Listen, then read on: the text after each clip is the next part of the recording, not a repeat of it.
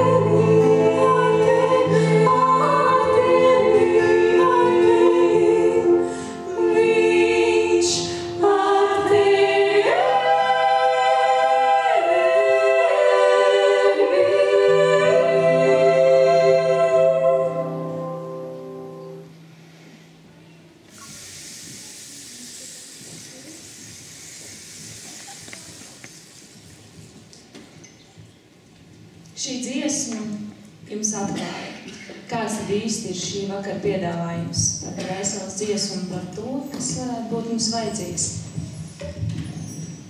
Man sauc Inga, man ir 22 gadi un neko daudz es savā dzīvē neesmu pieredzējusi. Bet no viss tā, ko es esmu piedzīvojusi, ir viena lieta, kas pārspēj visu citu. Vai jūs gribat zināt, kas tas ir? Vai jūs esat gatavi to dzirdēt? Tā ir viss man būtība. Tas ir viss, kas es esmu un kas es gribētu būt. Tas ir kaut kas dziļi personīgs un reizē universāls. Vai jūs esat gatavi to dzirdēt?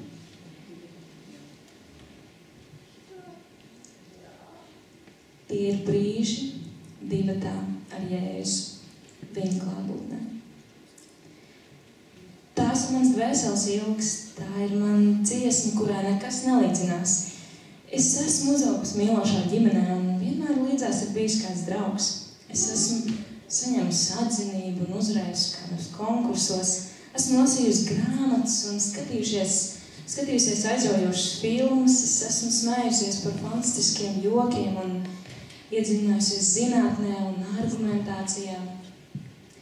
Esmu gulējusi zem zvaigžņotām debesīm un gājusi pārgājienos pa mēžu. Esmu brīnišķīgi iemīlējusies un piepildījusi dažādas sapņus, bet nekas, pilnīgi nekas nav labāks par brīžiem Jēzus klātbūtnē. Es neko no visa tikko minētā nemainītu pret Jēzu Kristu. Es lieku roku uz savas sirds un kopā ar psalmu autoru Dāvidu saka, viena diena kopā ar viņu ir labāka par 1000 citām. Un tāpēc šovakar es ne par ko citu nerunāšu. Dzīve jau tā visu laiku cenšas novērst no tā uzmanību. Šovakar neizdosies. Šovakar es runāšu par to, kur pazīstu kā vislabāko un aicinu jūs apstāties un ieklausīties reizē ar mani.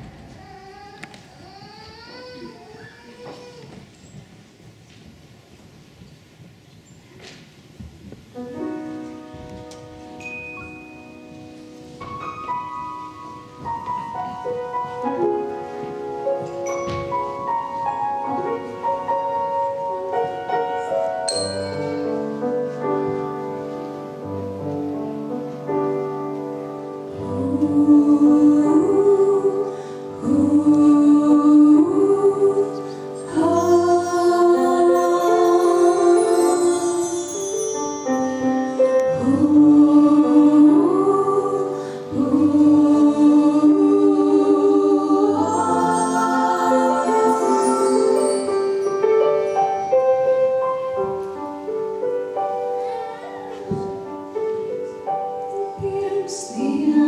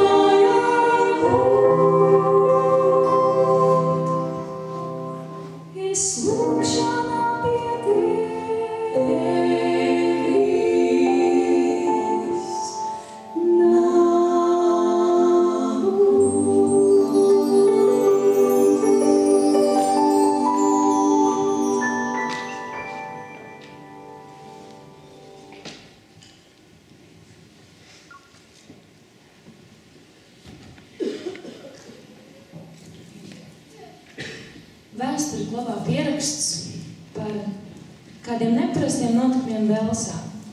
Reiz šajā apgabalā bija kāds laiks, vairāk kā gadu, kad nebija reģistrēts pilnīgi neviens noziegums. Vienīgā tiesas sēde, kas šajā laikā notika, tika pārtraukta, un policisti un tiesnesis vienojās kopīgās dziesmās.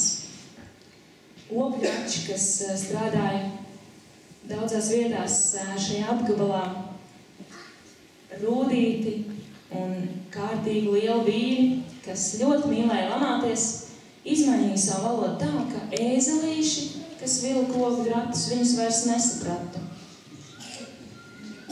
Kas bija noticis šajā pilsētā? Vēsture mums stāsta, ka to sauc par Velsas atmodu. Šajā vietā vairāk kā jebkad agrāk un vēlāk pēc tam tika sludināts un pieminēts un pielūgts Jēzus vārds. Kādas spēcīgas izmaiņas. Kam gan jābūt šai personai, lai izdarītu kaut ko tādu? Lai pilnīgi izmainītu principus, kurus esam redzējuši un redzam ar vienu savā ikdienā. Tur kaut kas ir. Tas ir tā vērts, lai to pazītu.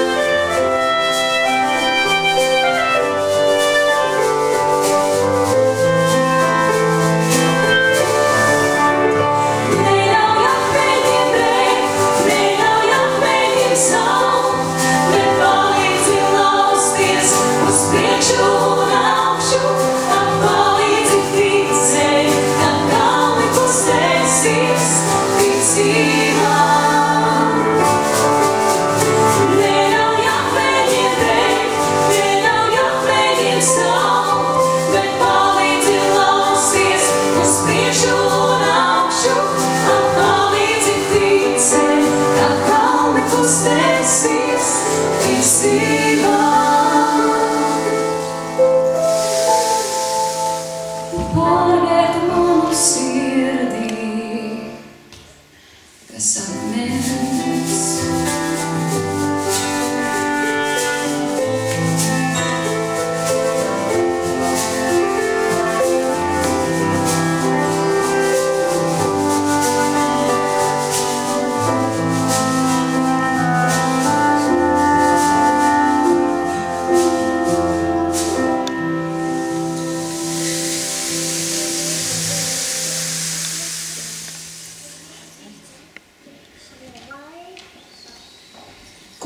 apsauc taču savus mācekļus, lai viņi pārtrauc tevi tā slavēt. Tāreiz teica tautas vadoņi Jēzum, kad viņš bija uz šīs zemes un darīja tik daudz labu lietu, ka viņa mācekļi viņu skaļi slavēja. Un Jēzus teica, ja šie klusēs, tad akmeņi sāks brēkt.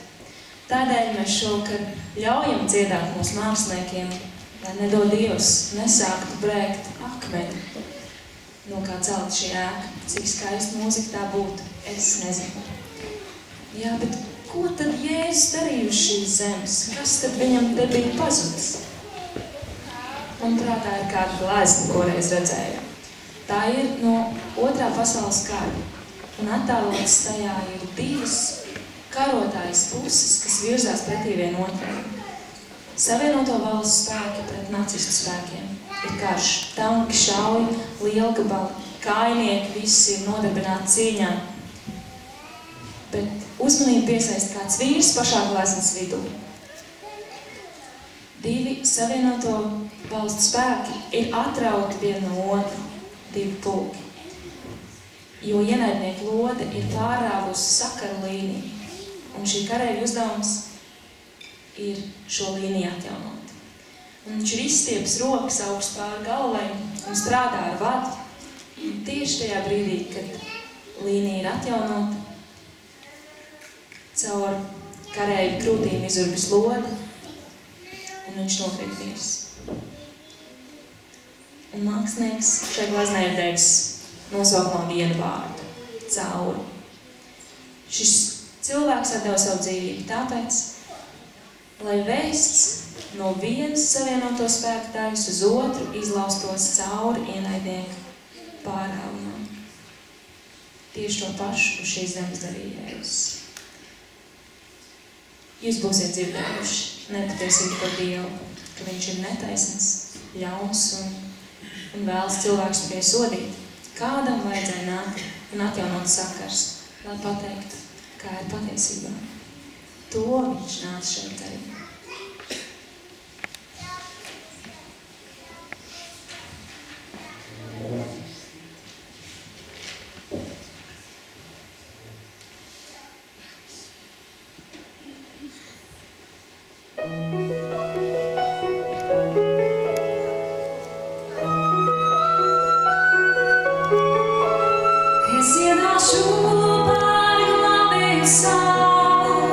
Par viņa mīlestību.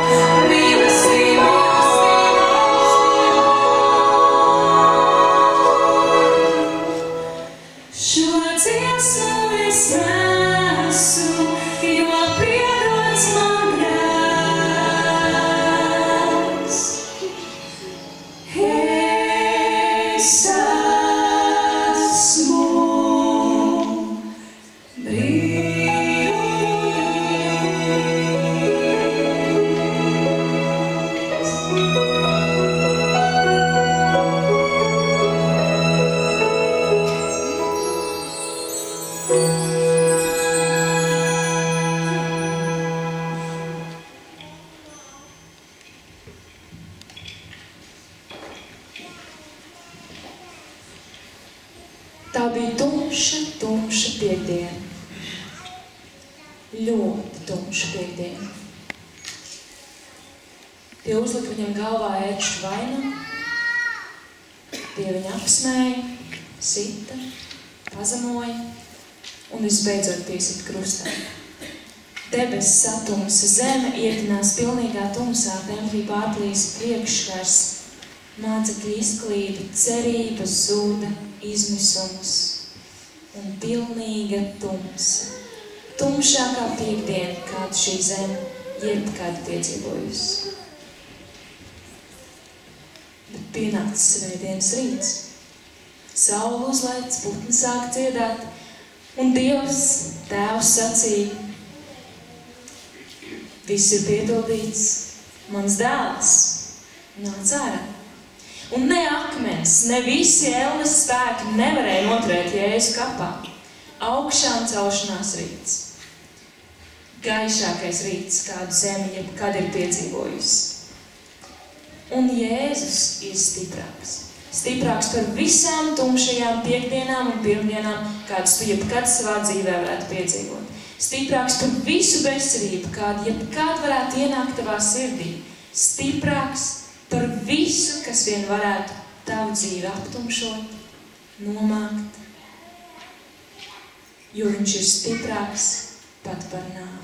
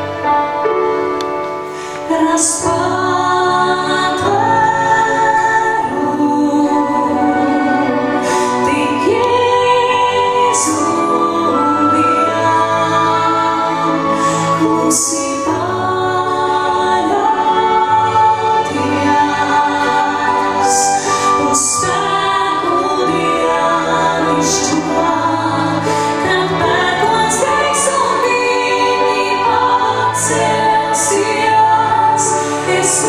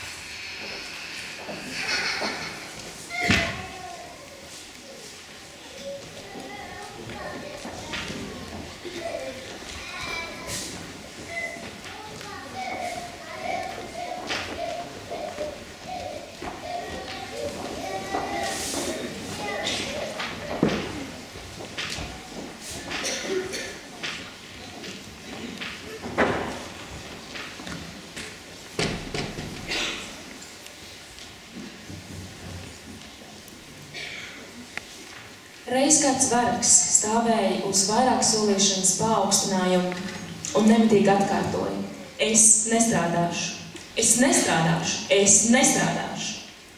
Viņš bija ļoti dusmīgs un pilns rūgtumu. Nebija īpaši daudz cilvēku, kas daudz par viņu solītu. Līdz beigās piecēlās kāds bagāts zemes īpašnieks un sacīja: es pirkšu šo cilvēku. Vergs vēlreiz atkārtoja: es nestrādāšu. Bet zemes īpašnieks viņu nopirka. Tad viņi devās uz šī zemes īpašnieka mājām, un visu ceļu vergs turpināja atkārtot šo vienu teikumu. Beidzot, viņi nonāca pie kādas vasarnīcas ar smaragdzelu zālāju un ezeru pie mājas. Tā bija divstāvīga māja ar lielu gaišu balkonu. Tur bija augļu dārzs un puķu dārzs. Viss, ko vien varētu vēlēties. Māja bija ļoti skaista vietā. Beidzot, zemes īpašnieks sacīja: šī māja ir tava. Es tev nenopirku tāpēc, lai tu man vergotu. Tev nebūs kā jānopelna ar darbu. Dzīvo šeit, tā tev pieder. Verga acīs sariesās asars. Viņš nokrita ceļos un teica: Meister, es tev kalpošu mūžīgi.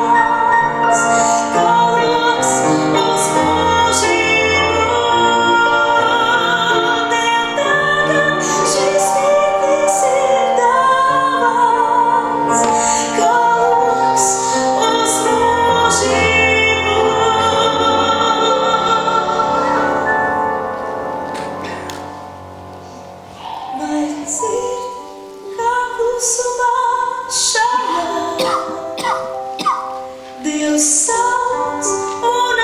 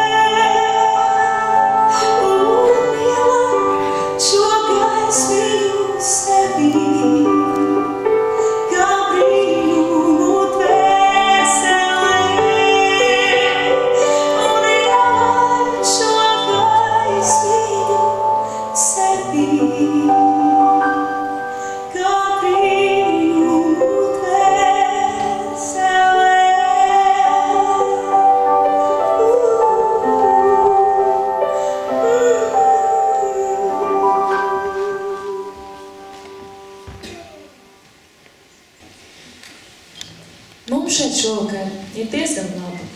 Šeit ir silts, mēs visi esam apģērbušies, mēs esam pēduši, mēs nevaram sūdzēties par to, ka ciest badu vai slāpes. Mēs klausamies mūziku, mums blakus sēž varbūt tuvi cilvēki, mums ir jumts virs galvas, un Latvijai kā zemē arī nav nevainas. Mums nav nekāda iemesla sūdzēties. Bet ko lai dara? Ko lai dara cilvēks, kuram ir par ko sūdzēties? Ko lai dara kāds, kas ir piedzimis bez rokām un kājām? Ko lai dara kāds, kas ir piedzimis ģimenē, kura jau tuvojas nāvei dēļ bāda? Ko lai dara kāds, kas piedzimst tādā ģimenē, kur vecāki viņu pamet vai sit vai vardarbīgi izturs un kurš uzaug kolonijās un cietumos? Kā lai piedod? Ko lai dara kāds, kas ir nonācis koncentrācijas nometnē? Ko lai dara? Un viss, ko es pieminēju, ir no stāstiem, kurus es esmu dzirdējusi. Un es zinu atbildi, kas tika darīts. Ir 2 noslēpumi. Ko darīt? Kā pateikties tad, kad liekas, ka nav par ko pateikties, un piedot tad, kad nevar piedot. Šo spēku visos laikos ir devis Jēzus. Un dziesma, ko jūs dzirdēsiet, arī tā ir savs stāsts. Reiz kāds cilvēks devās izdarīt pašnāvību. Viņam gadījās iet pie baznīcu, kurā dziedāja šo dziesmu. Viņš pašnāvību neizdarīja.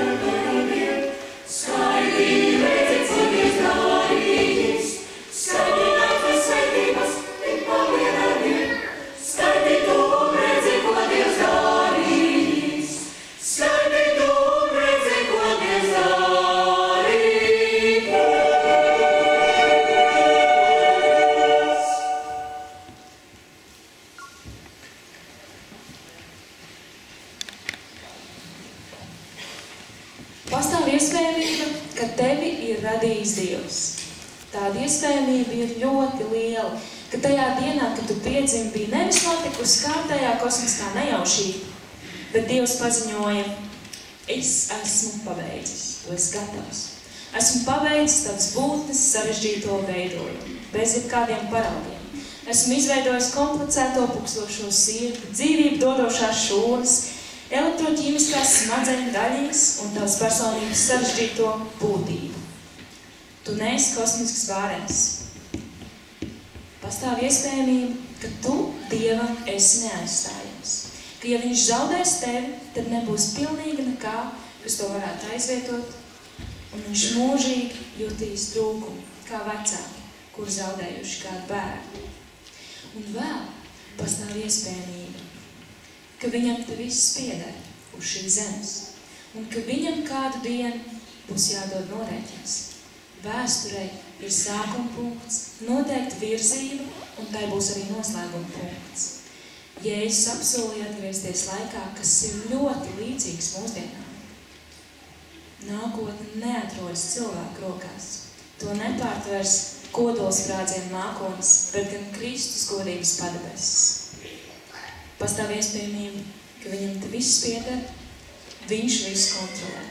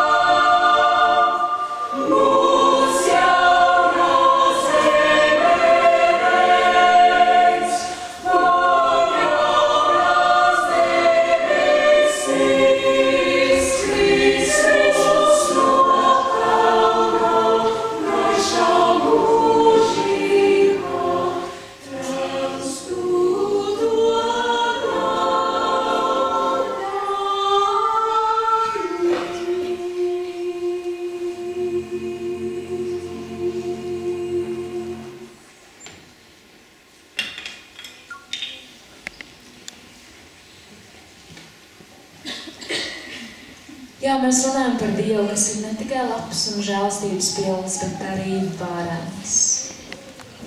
Cik vien varens var būt. stipra un nemainīga klints. Un šai domai nevajadzētu mūs satraukt. Viņa plāni mūsu nākotnē ir lieliski, miera un glābšanas pilni. Reiz 2 māksliniekiem lūdz attēlot gleznās, kā izskatās miers. Viens no māksliniekiem uzzīmēja klusu meža zemi, kur ir ieskābuši koki un krūmi, un ezera ūdens ir pilnībā gluds, nekas nepārtrauc šo gludo ūdens spoguli. Acīm redzami valda pilnīgs klusums. Tas ir miers. Otrs mākslinieks uzzīmēja trakojošu jūru. Jūs vidū stāvēja klints. Viļņi priecās par šo klintu un sašķīti pie tās kājām. Zībeņi un pērkoni bija attēloti debesīs. Pilnīga, mežonīga, ārkārtīga vētra. Un šajā klintī pašā augšā klints redzēja.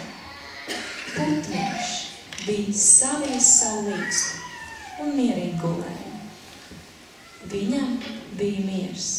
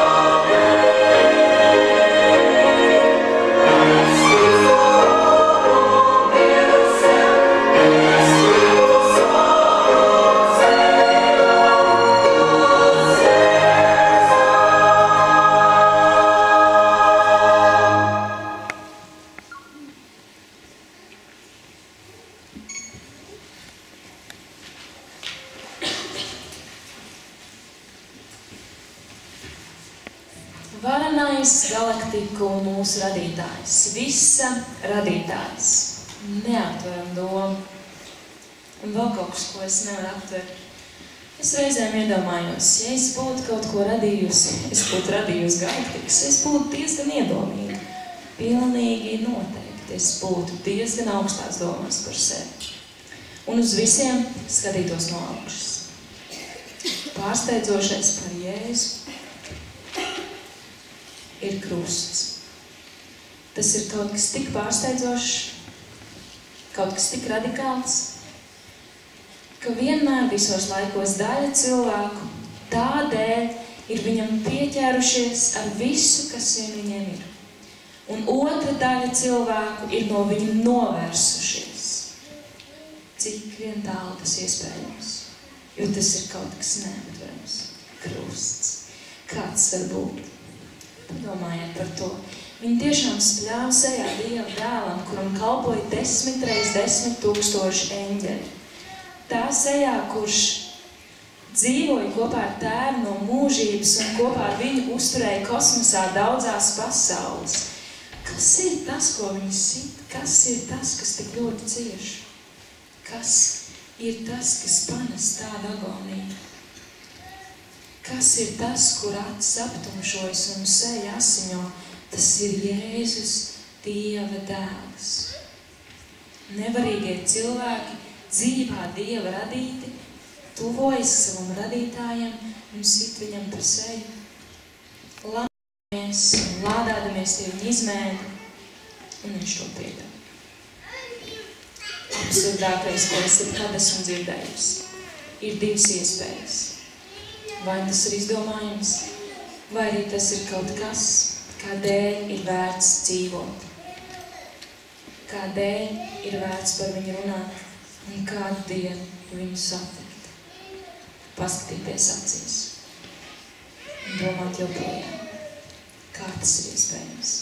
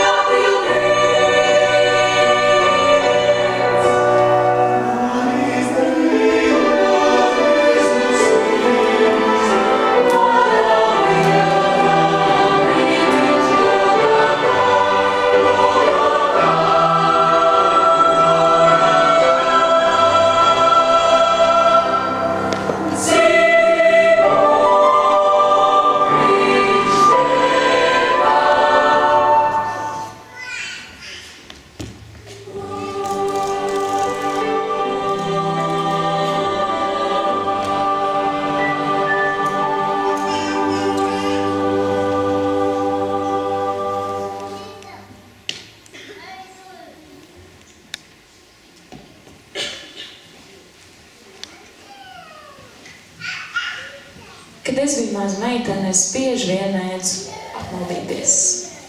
Un es atceros kādu dienu, kad mēs bijām kaut kur ārzemēs, kādā lielā iepirkšanās centrā ar ģimeni, un es pazudu. Pazaudēju savus vecākus uz vairākām stundām. Un kā jums liekas, kamēr mēs tā bijām viens no otru pazuduši, kurš pielika lielākas pūles meklēšanā? Mana mamma vai es? O, jūs varat nešaubīties. Mamma atlika visu, kas viņai bija darāms. Viņa neteica, es pa priekšu iepirkšos, dabūšu visu, ko man vajag, un tad es sameklēšu, kur tā meita ir palikusi. Nē, viss tika atlikts, nebija nekas svarīgāks. Ir jāatrod bērns, nekavējoties. Mana mamma neteica, redz, meita, tu atrāvies no manas rokas, tagad tu esi pazudusi. Nu, ja tu atradīsies, labi. Ja nē, nu tad neko. Pati vien esi vainīga. Nē, tā māmas nesaka. Un Dievs Bībelē ir teicis, vai var māte aizmirst savu zīdaiņu un neapžēloties par savu miesīgu bērnu? Un pat ja māte aizmirstu, es tevi nekad neaizmirsīšu. Redzi, abu savu roku plaukstās, es tevi esmu ierakstījis. Kā tēvs meklē savu bērnu, kā tēvs meklē tevi, neviena māte savu bērnu nekad nav meklējusi. Un ziniet, tajā dienā tirzniecības centrā bija kāda priecīga satikšanās. Man atrada, viss bija kārtībā. Kāds prieks, kāds atvieglojums, kāds miers. Visvairāk jau mammai. Arī man labi. Un būs kāda priecīga satikšanās. Vai tā būs arī priecīgā satikšanās ar tevi? Nākamā skaņdarba laikā pārdomā. Varbūt ir īstais laiks ļauties atrasties tam, kurš meklē visvairāk, vai arī vienkārši pieķerties viņa rokai vēl ciešāk.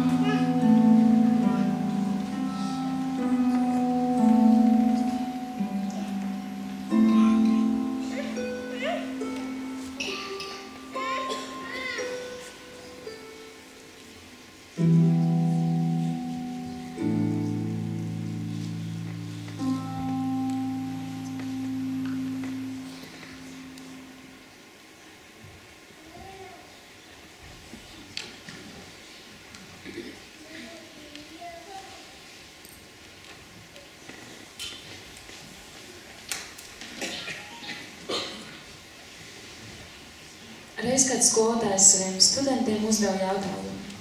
Ja jūs lidot lidmašīnā un pilots teiktu, ir radusies kāda problēma, un, diemžēl, pēc minūtēm 5 lidmašīnas sāks krist, mēs iekritīsim okeānā. Jums ir atlikušas 5 minūtes. Šis skolotājs jautāja, ko jūs darītu? Kā jums liekas, kādas bija atbildes, ko studenti deva? Noskatītos vēl kādu seriālu, apēst vēl kaut ko garšīgu. Viņi teica 2 lietas. Lūgtu Dievu un, ja varētu, zvanīt saviem mīļajiem. 2 lietas, kas mums ir pa īstam svarīgas. Tā ir mūsu dvēseles dziesma. Kāds, kam mēs esam vērtīgi? Kam mēs esam vērtīgi? Kam mēs esam visvērtīgākie? Tas, kurš ir gatavs par mums maksāt visaugstāko cenu, tā acīs mēs esam visvērtīgākie. Un Dievs pirms 2000 gadiem piesprauda mums cenu zīmīt Dieva dzīvības vērtībā. Un vienalga, vai tu sev liecies vērtīgs, vai tu citiem liecies vērtīgs, tas vairs nav svarīgi. Jo kāds jau ir samaksājis milzīgu summu, jo ir novērtējis tevi kā tik ļoti vērtīgu. Mūsu dvēseles dziesma būt tuvu pie tās vietas, kam mēs esam vērtīgi.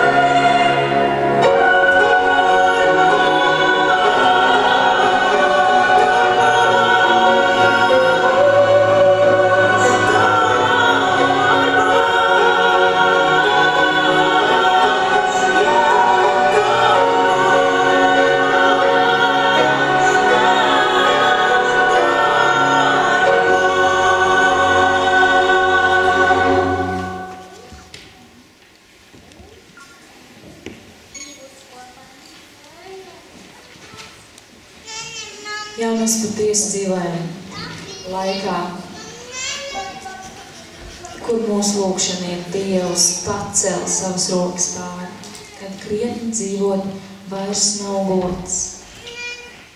Bet tumšā piekdiena pagāja, un katra tumsa pāriet. Un ir kāda līdzība, kāds stāsts, kāda alegorija. Tas nav nepretendēja būt fakts, bet stāsts.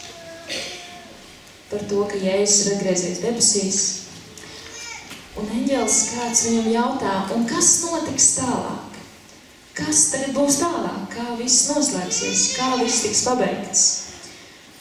Un Dievs atbild tālāk, cilvēks stāstīs viens otram. Viņi dos šo gaismu tālāk viens otram.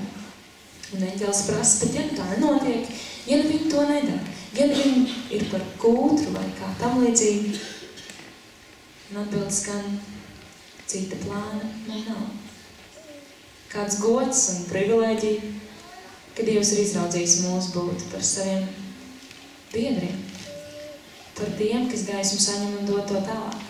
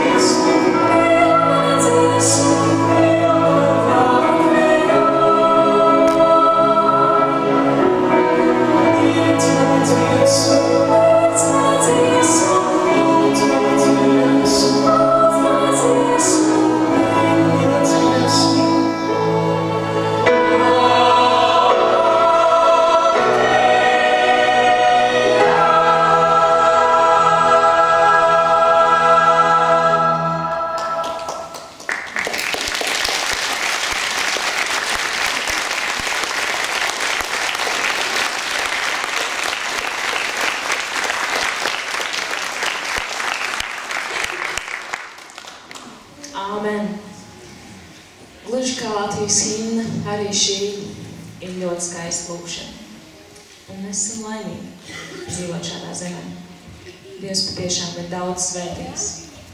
Mūsu koncerts tuvojas izskanēja. Skanēs vēl pēdējā dziesma. Ko es varu sacīt?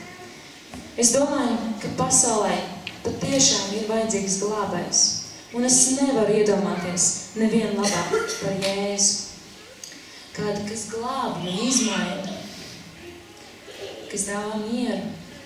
Tajā pašā laikā viņš ir uzvarētājs, viņš ir varens, viņš ir pazemīgs. Un viņš pats mūs meklē daudz vairāk, kā mēs viņu. Kāds nekristīgs domātājs ir sacījis, īsts cilvēks sastāv no jautājumiem, un īsts Dievs sastāvētu no atbildēm. Es viņam piekrītu. Un ir kāds Dievs, kas sastāv no visām šīm atbildēm, kas dāvā atbildes uz visiem jautājumiem. Nekas nav palicis neatbildēts. Nekur citur tāda Dieva nav. Jā, viņš ir tā vērts, lai mēs šovakar, rīt, parīt un līdz brīdim, kad viņu satiksim, par viņu domāt.